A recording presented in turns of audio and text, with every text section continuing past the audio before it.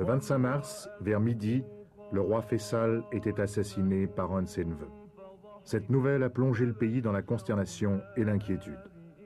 Le meurtrier, âgé de 24 ans, était rentré récemment des États-Unis où il venait de terminer ses études universitaires. Il était connu pour ses idées farouchement pro-palestiniennes et l'on sait qu'il reprochait à son oncle son attitude trop modérée. Était-ce le mobile de son crime? Personne ne peut sérieusement répondre aujourd'hui. En Occident, la politique de Faisal était considérée comme un facteur de modération dans la poudrière du Moyen-Orient.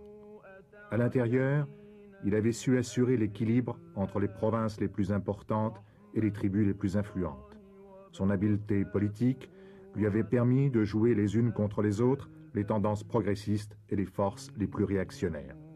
Finalement, en fin tacticien, il a permis à son peuple de sauter du Moyen-Âge à la deuxième moitié du XXe siècle en préservant la monarchie absolue. Le jour de l'enterrement, dans le principal parc public de Riyad, des tentes ont été dressées pour recevoir les délégations étrangères.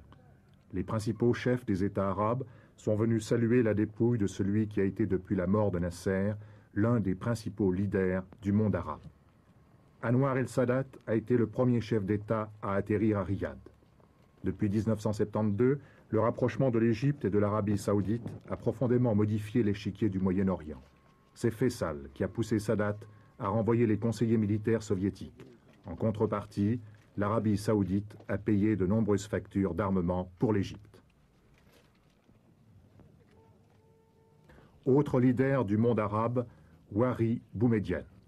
On sait que les liens entre le président algérien et le roi Faisal se sont particulièrement affermis depuis la guerre d'octobre.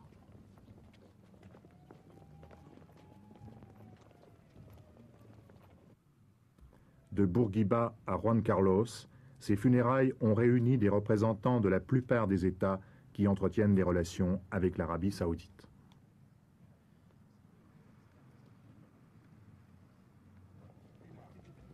L'arrivée simultanée du président Assad de Syrie et du roi Hussein n'est pas passée inaperçue. Le président Assad n'a pas oublié que s'il a pu renouveler et augmenter le potentiel militaire de son armée, c'est grâce aux subsides de l'Arabie saoudite.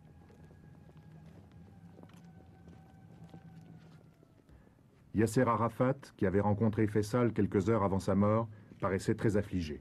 Rappelons que l'OLP, l'Organisation de libération de la Palestine, était principalement financée par Faisal.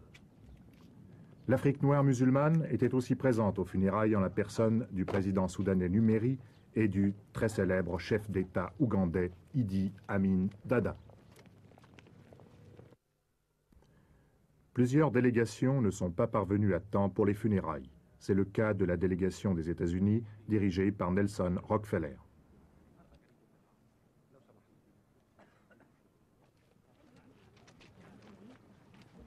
Le nouveau roi, Khaled Ben Abdulaziz, conduit la marche mortuaire.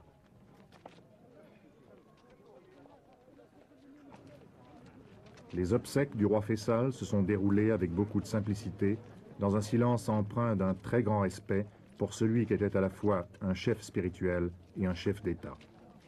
Le corps du roi défunt était simplement enveloppé dans un de ces abayas de laine brune que le roi aimait à porter.